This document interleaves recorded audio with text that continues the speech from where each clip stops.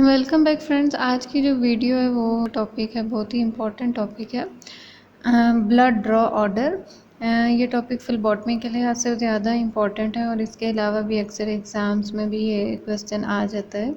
तो मैं बहुत ही इजी वे में आपके साथ शेयर करूँगी ताकि आप लोग याद रखें इस टॉपिक को, और ये टेबल फॉर्म में है तो आप लोगों को और ईजी हो जाएगा। अब ब्लड ड्रॉ ऑर्डर जो है वो क्यों इम्पोर्टेंट है कि अगर तो बहुत बड़ी लैब है, ऐसा सेटअप है जिसमें तमाम डिपार्टमेंट्स मौजूद हैं, तो उस सूरत में जो है वो ब्लड ड्रॉ ऑर्डर जो है वो इम्पोर्टेंट होता है कि कौन सी ट्यूब में हमने कौन सा सैंपल पहले लेना होता है। तो अगर छोटी लैब है जहाँ आपके पास ज़्यादा से ज़्यादा आप सिर्फ 2 ट्यूब्स ले रहे हैं, सीरम ले रहे हैं या ईडीटीए ले रहे हैं, तो उस सूरत में फिर भी थोड़ा एडजस्ट हो सकता है। लेकिन अगर जहाँ माइक्रोबायोलॉजी भी है, बायोकेमिस्ट्री भी है, हेमाटोलॉजी भी है, इम्यूनोलॉजी भी है, जेनेटिक्स भी है, तो उस सूरत में जो है फिलबॉटमिस्ट को जो है वो नॉलेज होना चाहिए कि कौन सी ट्यूब में उसने सबसे पहले जो है वो ब्लड को कलेक्ट करना है।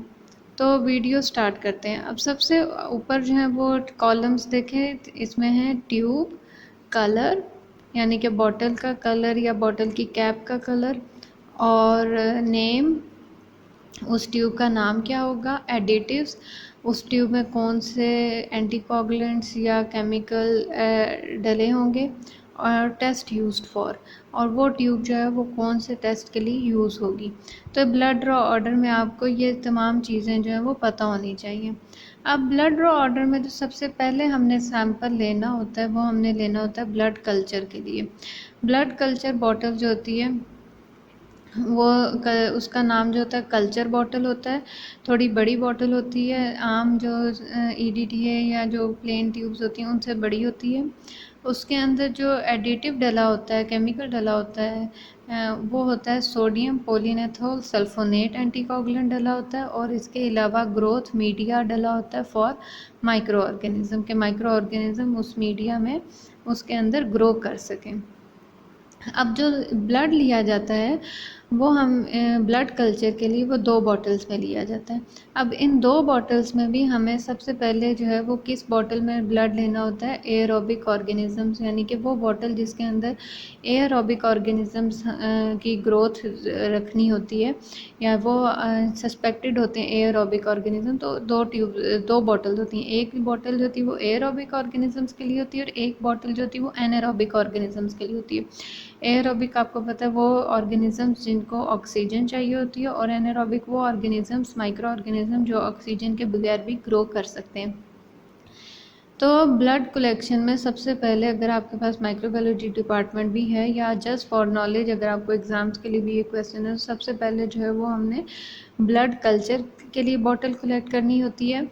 और ब्लड कल्चर में 2 बॉटल्स होती हैं। एक बॉटल वो होती है जो एयरोबिक ऑर्गेनिजम्स को सपोर्ट करती है और एक बॉटल वो होती है जो कि एनारोबिक ऑर्गेनिजम्स को सपोर्ट करती है।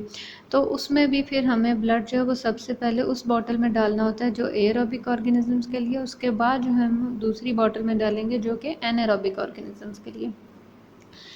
ब्लड कल्चर के बाद जो सेकंड नंबर पर ट्यूब आती है जिसमें हमने ब्लड डालना होता है वो होती है सोडियम सिट्रेट ट्यूब। उसका जो कलर होता है वो लाइट ब्लू होता है। अब सोडियम सिट्रेट ट्यूब जो होती है इसमें एंटीकोगुलेंट जो डला हुआ होगा वो 3.2% सोडियम सिट्रेट होता है। इसका कलर, ट्यूब का कलर जो होता है वो लाइट ब्लू, इसकी ट्यूब का जो कैप कलर होता है लाइट ब्लू कलर होता है। और ये जितने भी कलर्स होते हैं ये इंटरनेशनली रिकग्नाइज्ड होते हैं, यानी कि आप किसी भी लैब में जाएंगे, किसी भी कंट्री की लैब में जाएंगे तो आपको वो सेम ट्यूब्स ही मिलेंगी। तो आप जो है कैप कलर से और ट्यूब के ऊपर एंटीकोगुलेंट की मदद से आप पहचान सकते हैं कि ये ट्यूब हमने किस पर्पज़ के लिए यूज़ करनी है। अब जो लाइट ब्लू ट्यूब होती है इसका नाम जो है सोडियम सिट्रेट ट्यूब है, और इसमें 3.2% सोडियम सिट्रेट एंटीकोगुलेंट डला होता है, और ये ट्यूब जो है ये कोगुलेशन टेस्ट के लिए यूज़ होती है। कोगुलेशन टेस्ट में कौन कौन से टेस्ट आते हैं? कोगुलेशन टेस्ट में जो है prothrombin time, PT, APTT activated partial thrombin time, fibrinogen test, D dimer, FDPs, ये तमाम टेस्ट जो हैं ये सोडियम सिट्रेट ट्यूब से हमें करने होते हैं, क्योंकि इसमें हमें जो है वो प्लाज्मा चाहिए होता है, फाइब्रिनोजन चाहिए होता है। इस वजह से हम जो है वो सोडियम सिट्रेट ट्यूब में सैंपल लेते हैं।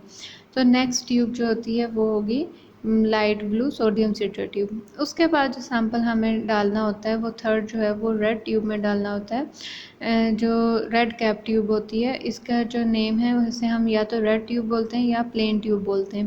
प्लेन ट्यूब इसलिए हम इसको बोलते हैं क्योंकि इसके अंदर कोई भी एडिटिव मौजूद नहीं होता, यानी इसके अंदर कोई भी एंटीकोगुलेंट या कोई भी केमिकल मौजूद नहीं होता है, क्योंकि हमें जो है ब्लड को क्लॉट करना होता है।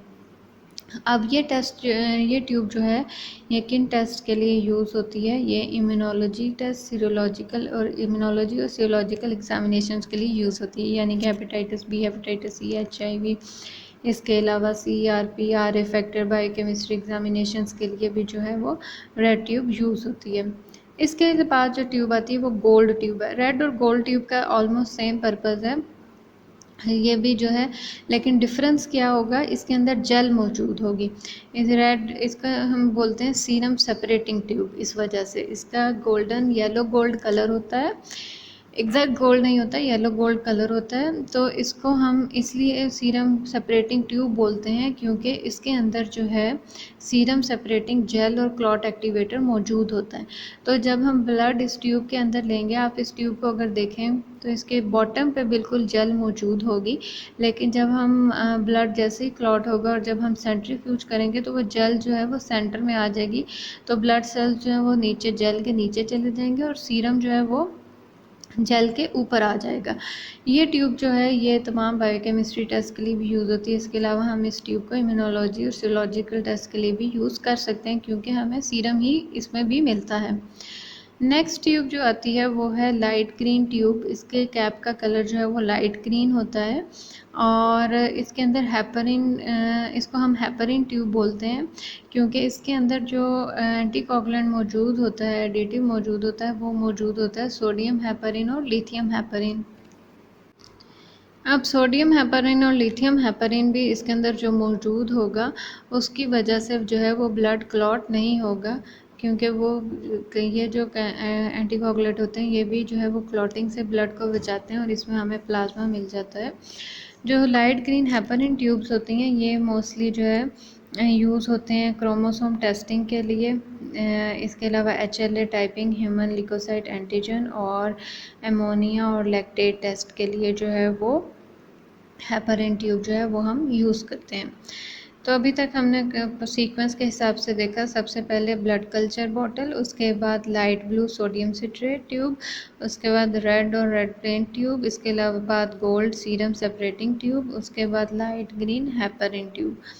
तो अब इसके बाद जो नेक्स्ट ऑर्डर के हिसाब से जो नेक्स्ट ट्यूब आती है वो है पर्पल लिवेंडर ट्यूब। इस ट्यूब का जो कैप कलर होगा वो पर्पल लिवेंडर टाइप होगा। इसको हम EDTA ट्यूब बोलते हैं क्योंकि इसके अंदर जो एडिटिव मौजूद होगा वो है ethylene diamine tetra acetic acid.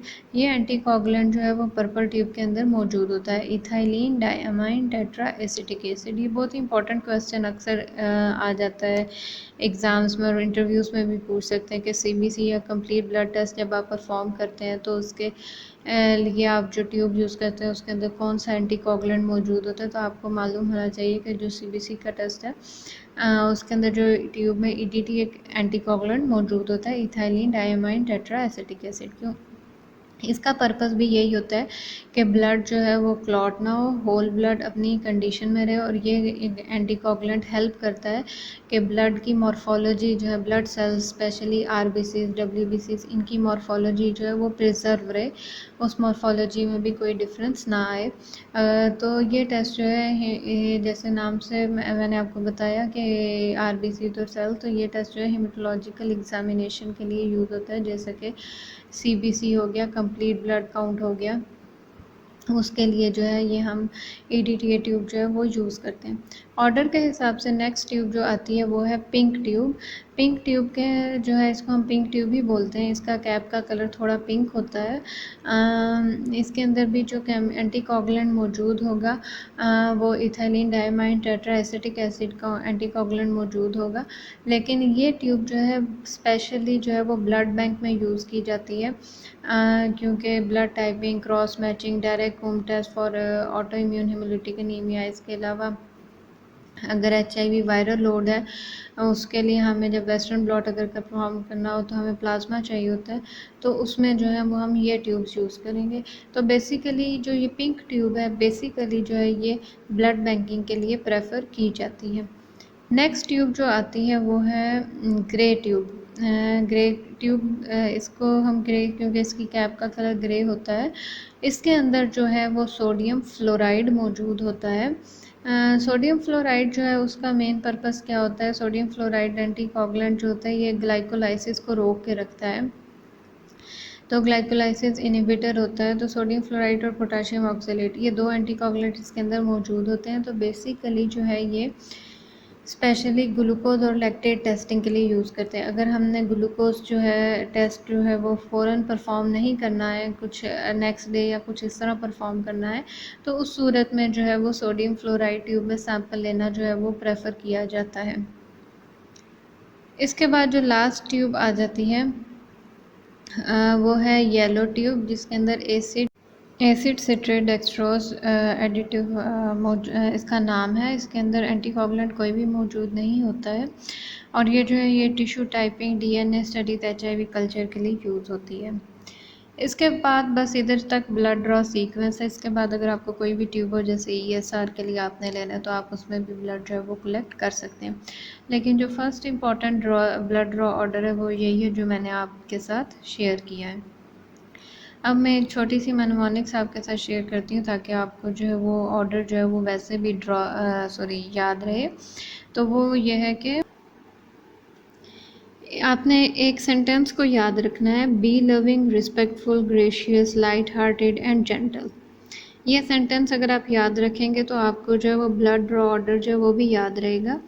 B से यानी याद रखें ब्लड कल्चर, एल से यानी कि लाइट ब्लू यानी sodium citrate tube, respectful R से रेड प्लेन ट्यूब, उसके बाद ग्रीन ट्यूब, उसके बाद जो था जिसमें था सोडियम हेपरिन, उसके बाद जो है वो लाइट हार्टेड एल से यानी कि लेवेंडर और जेंटल से यानी ग्रे सोडियम फ्लोराइड ट्यूब। तो ब्लड ड्रॉ ऑर्डर को याद रखने के लिए आप जो है वो ये सेंटेंस जो है वो याद रख लें, be loving, respectful, gracious, light hearted and gentle. तो आपको जो है वो ब्लड ड्रॉ ऑर्डर जो है वो भी याद रहेगा इजी वे में कि कौन सी ट्यूब जो है वो पहले रखनी है। तो ये एक छोटा सा मैनोमोनिक्स है ताकि आपको जो है वो ब्लड ड्रॉ ऑर्डर जो है वो याद रहे। फिर ये वीडियो अब इधर ही कंप्लीट होती है, फिर मिलेंगे एक नई वीडियो के साथ। Thank you so much.